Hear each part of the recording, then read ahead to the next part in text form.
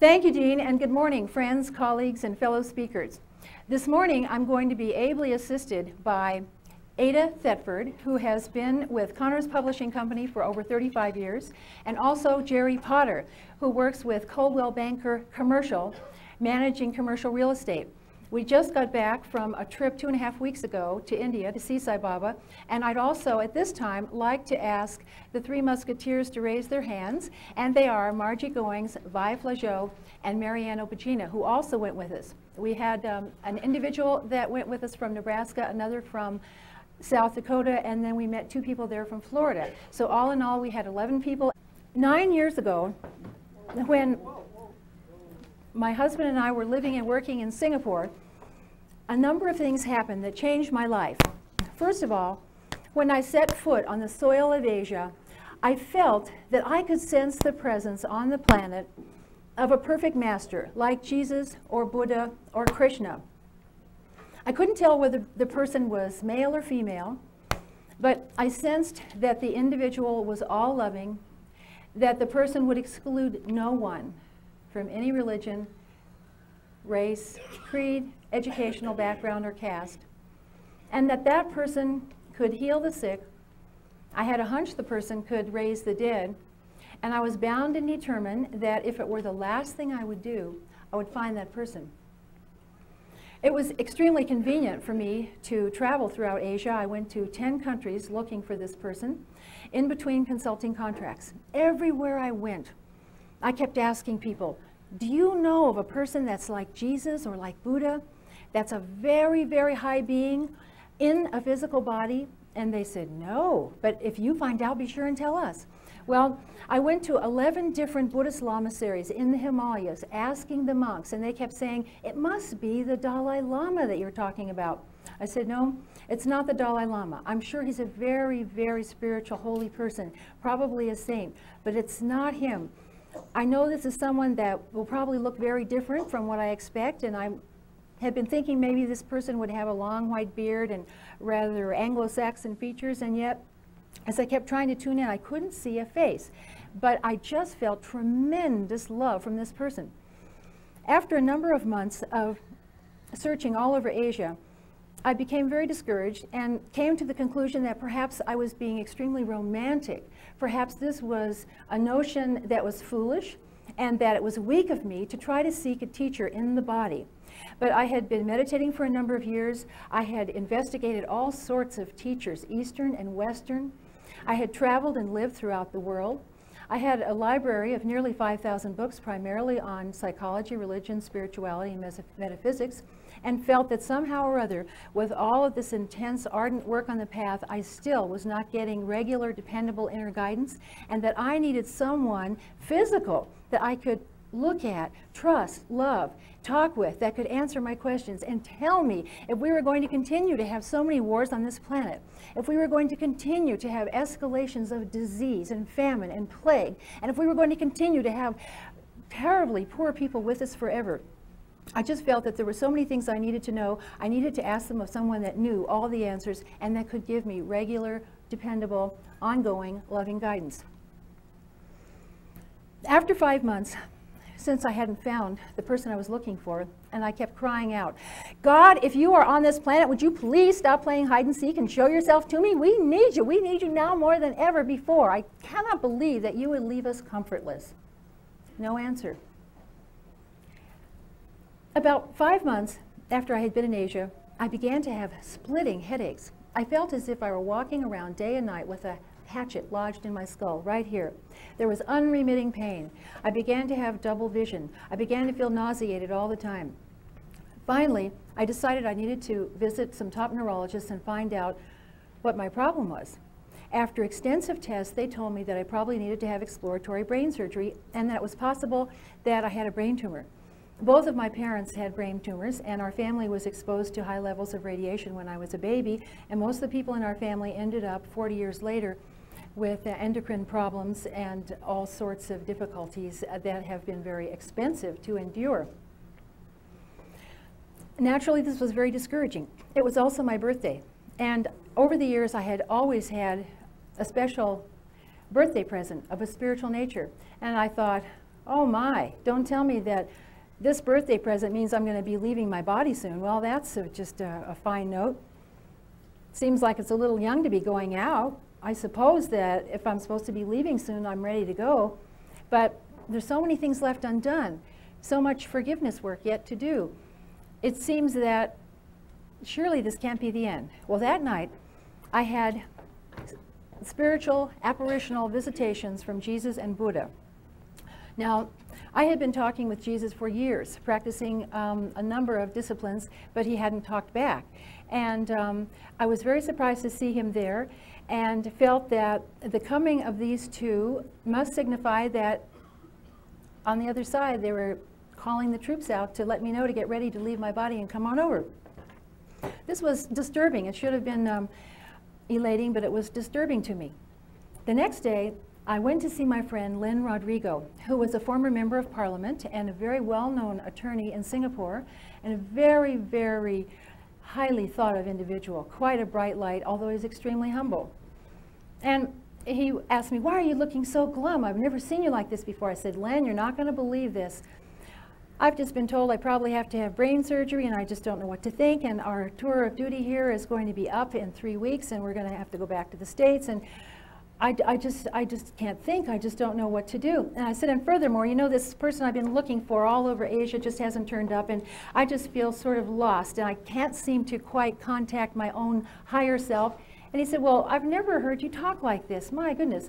Then he put his hand up on the table, and I noticed something I'd never noticed before in the months of knowing him, that he had a ring on his finger that was a very large diamond. I had thought before this last trip to India that it was a 4-carat diamond. I recently learned it's a 10-carat diamond that was materialized by Sathya Sai Baba. And I kept looking at that ring out of the corner of my eye because it didn't really go with Len. Len was a very simple person, although quite prominent, and wore no jewelry, not even a watch. So I couldn't imagine what this very unusual, ostentatious-looking ring was doing on his finger. So he caught me looking at it and said, I see you're looking at that diamond ring, pretty big, huh? He said, I just don't know why Sai Baba gave me something like this. He said, but you know, when he materializes diamonds, it means mind, and that is to help an individual to be able to overcome their ego so that spirit can shine right through and spirit can speak through them more and more. I said, well, that's awfully interesting. Boy, that's really a big ice skating rink you have there. That's just amazing. And I said, but are you trying to tell me that someone made this for you? He said, well, not as in the sense of creating it like a jeweler would. This person in India, who is my teacher, whose name is Sathya Sai Baba, just waved his hand like that, and it came out of the air, and he presented it to me. And I said, Len, now look, do you expect me to believe this? And he said, well, it's true. I don't care whether you believe it or not, but I myself went to India a year and a half ago, he said, to see if this individual were a fake. He said, I had been brought up in Christianity, and I just couldn't imagine that there would be someone on earth like Jesus that I hadn't heard of. And I said, well, that's what I've been thinking too. You know, can you tell me a little about this person? He said, well, yes, as a matter of fact, his name is Sathya Sai Baba. It means Father, Mother, God of Truth. And he said he has a large afro hairstyle. He's 5 feet tall. He was born November 23rd, 1926. He's going to live to be 96 years old. He's very petite, only 5 feet tall. He wears a long, simple orange robe, and he has the 16 signs of a divine incarnation. So I said, well, what are those 16 signs?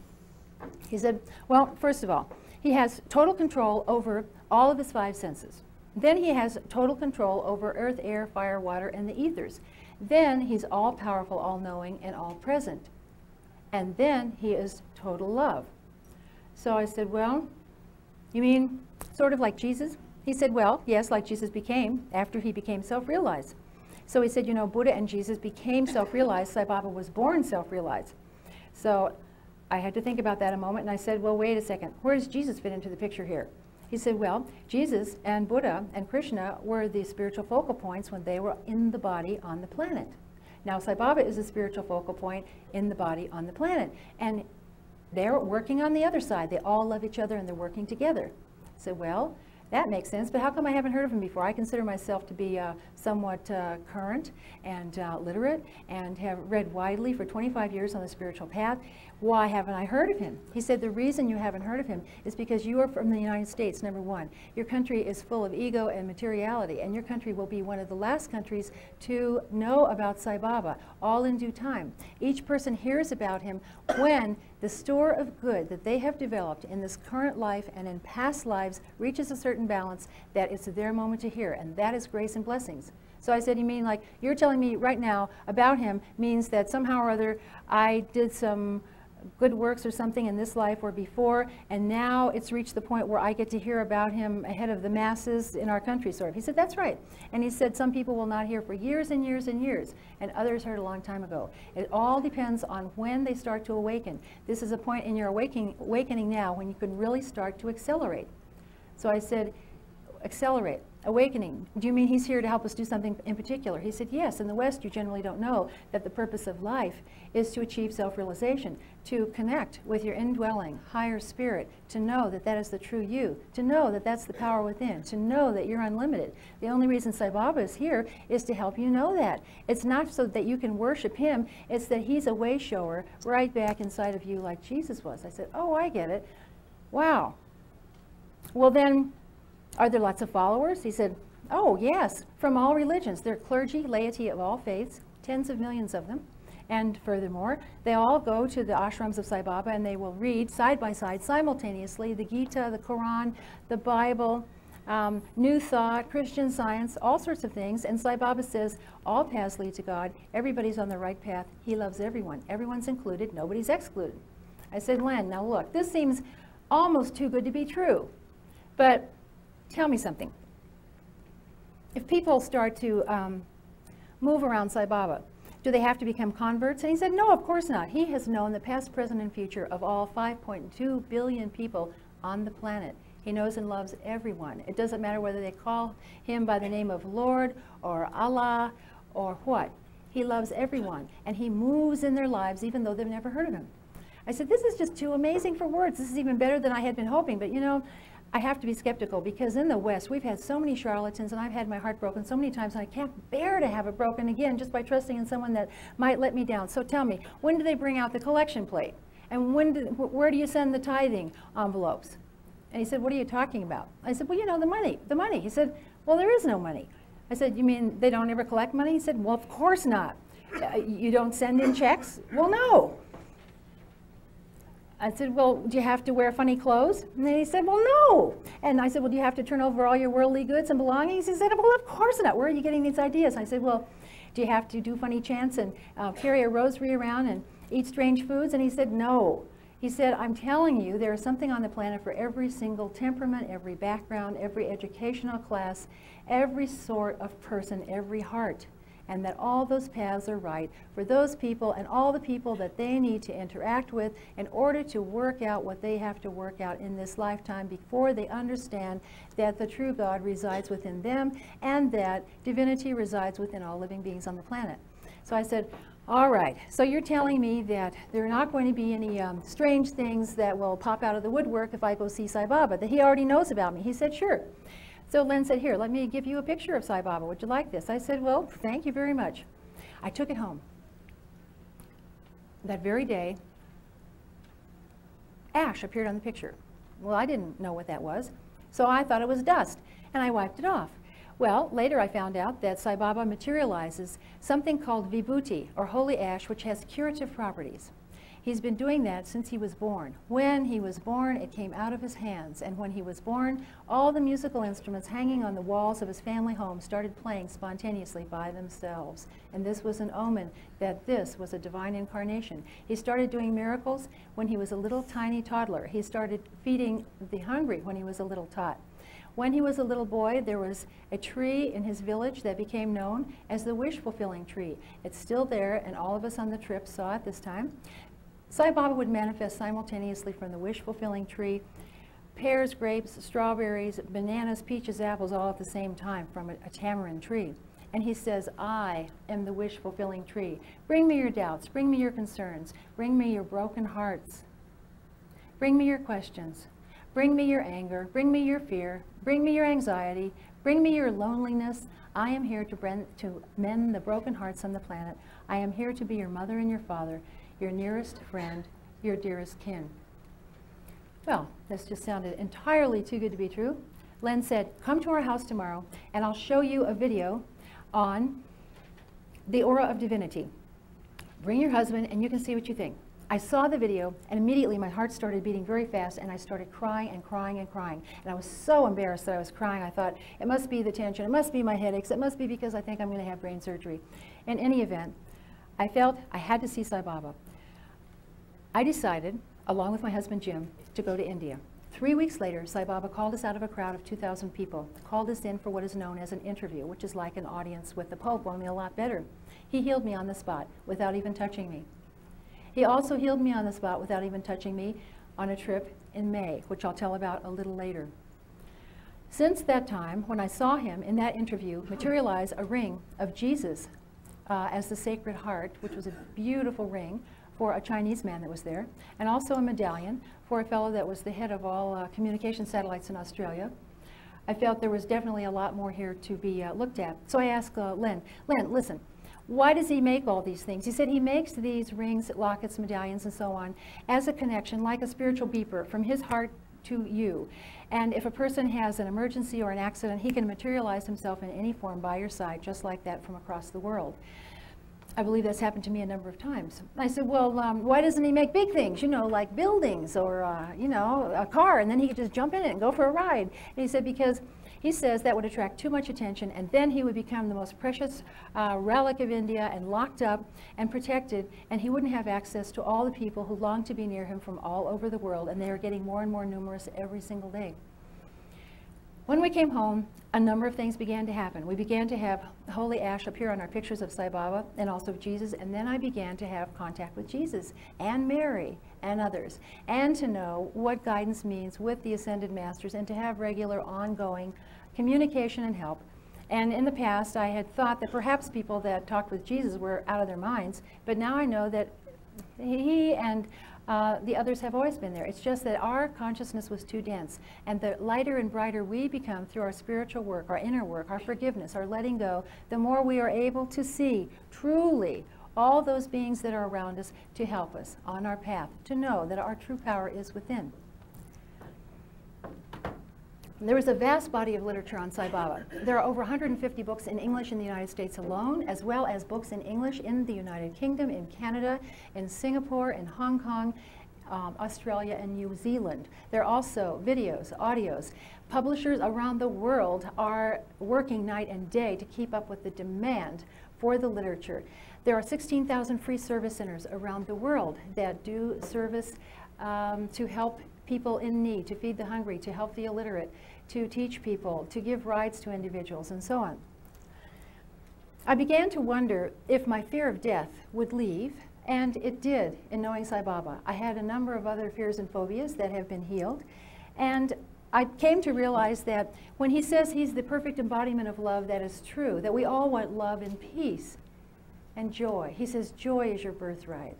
Everyone is entitled to love and peace and joy. I am here to show you that, and show you that within yourself, that you are the embodiment of love. You are love itself, and to show you that in each other. We will see a short clip that's another video of a materialization of a ring, which Sai Baba made for me in the last interview a few weeks ago, as well as materializations of a crucifix that he made for an Episcopalian man named Dr. John Hislop, as well as two other things that he made in our interview. I will accompany this silent clip, and we'll have the lights off again. Thanks, Dean. This is the ring that Sai Baba materialized for me on this trip. This ring was just materialized a couple of weeks ago.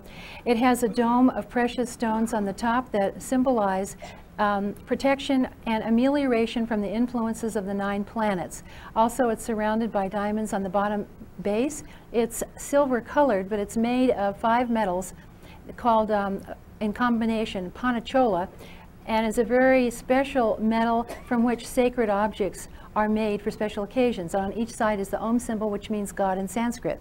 This object on the left is a green colored egg which is called a Shiva Lingam. That symbolizes the potential within the egg of creation. And that is often given as an auspicious gift to people, and especially to healers. It's kept in a cup or a bowl of water, and sick people can drink the water and be healed immediately. The statue on the right is a little gold statue of Shirdi Sai Baba, Sai Baba's most recent incarnation.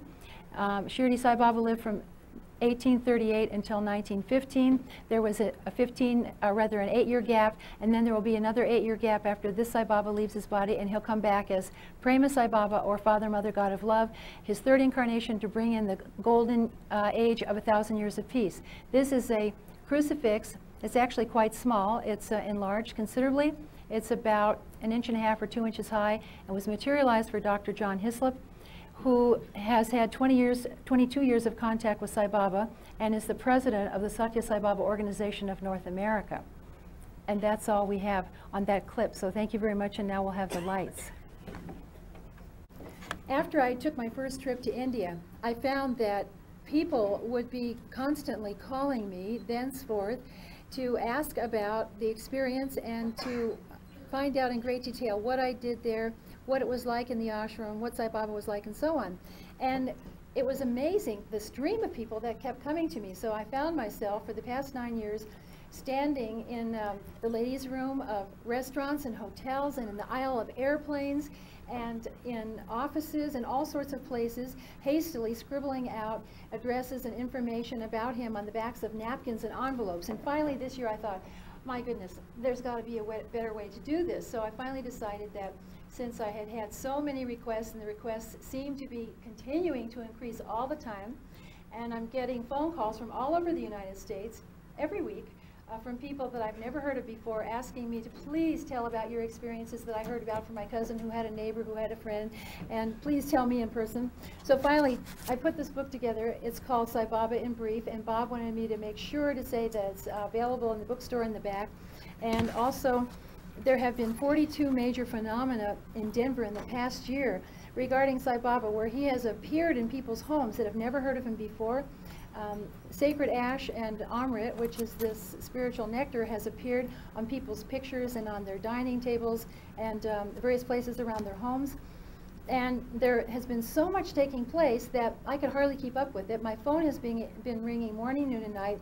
So I finally decided to put the experiences on tape and have a series of tapes called Life with Sai Baba, volumes 1 to 4. Bob has those as well. Each tape has about 15 experiences on it, and you will probably notice the names of some of the people that are here in the room today and other people that you know from the Denver area.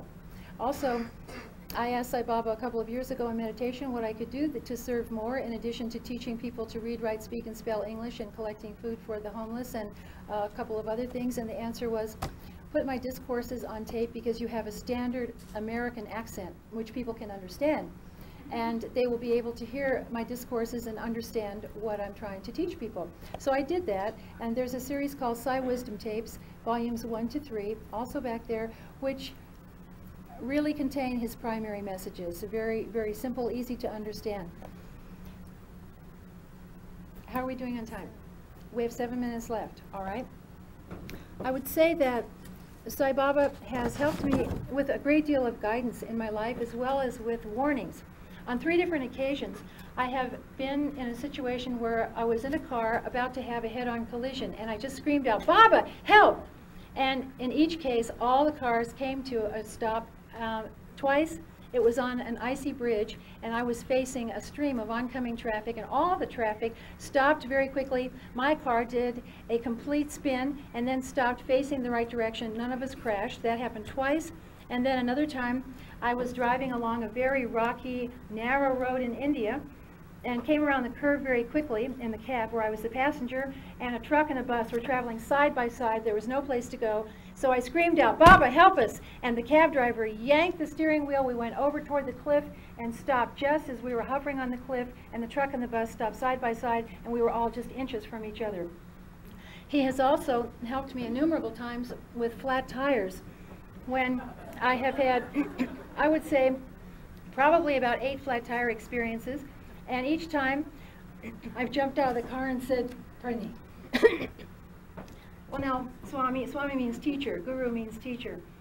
Swami, you know I can change a tire. I know I can change a tire, but I'm dressed up, and I'd rather not get black gunk all over my hands and have to get down and do all that. I could probably change it in 5 or 10 minutes, but I'm just feeling like I'd rather not do it, so would you please send somebody? And in a heartbeat, before I even finish my sentence, there's always someone there that drives up and says, hey there, little lady, looks like you need some help. We'll just get that tire fixed in 5 minutes. And they just open the trunk, and I just say, well, where did they come from? I didn't see them in the rearview mirror. It's been wonderful. So he's very, very practical. If you have scientific questions or problems, research things you're working on, ask him for help. If you're a student and you have exams, ask him for help. If you have questions about the universe, ask him. If you need some contacts, some networking resources, ask him for help. That's what he's there for. And he says, I have come to give you whatever you want. I am the gift store. I am the wish-fulfilling tree. I am your mother. I will give you whatever you want until you finally come to want what I have come to give you, which is self-realization and to know the divine within you. Just talk to him naturally. He knows what we're like anyway, so there's no reason to try to be more pious or pretentious or to even fold your hands in prayer. He sees us all day long. He knows your every conversation. He knows your past, present, and future. He knows everything you've ever thought or said or done, and he loves you anyway. Now, do we know anybody else that loves us that much, knowing everything about us? He helps us forgive ourselves. He's helped me to work on healing my relationships, to let go of grudges and grievances, and he's helped me with the process that I do. And that process is this. When I see that I'm feeling separate from another person, or I'm feeling judgmental about them, I'm still working on that like everybody here, I suppose. I say to myself, if someone is seeming to yell at me or insult me or do something that seems like an attack, I say, part 1, this is not an attack, it's a call for love. Part 2, since I'm seeing it, it's my issue. How is it my call for love? Part 3, Baba, please help me see how this is my issue. Let me see how this person is serving me by being a mirror for something I'm not willing to look at in myself. Help me see it. Now he helps me see it in 60 seconds. I see it and say, oh my gosh. That again. Thank you very much. Please take it. I don't want it. I don't want to hold on to any grudges.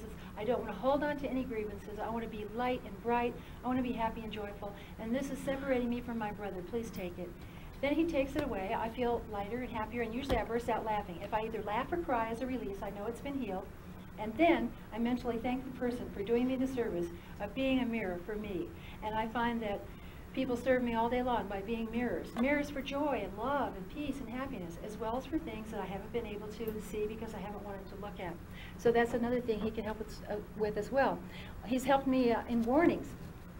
One night he came and stood beside my bed at 2 in the morning and said, you have got to stop eating chicken. There are hormones in the chicken that are causing cysts in your body. They are hurting you. You have got to start eating better. Just like a mother. Wonderful. And you have to start drinking clean, pure water, and you have to start exercising and eating better food. So I said, oh, well, all right, fine. Thank you very much. He says, I come as a mother most often to Americans because Americans have been very poorly parented. Poorly parented. They don't know what it is to be the tender, cherished child of a loving mother. So they most often see me as the Divine Mother. But it doesn't matter. I appear the way people need for me to appear so they can accept and love and trust me and accept and love and trust themselves.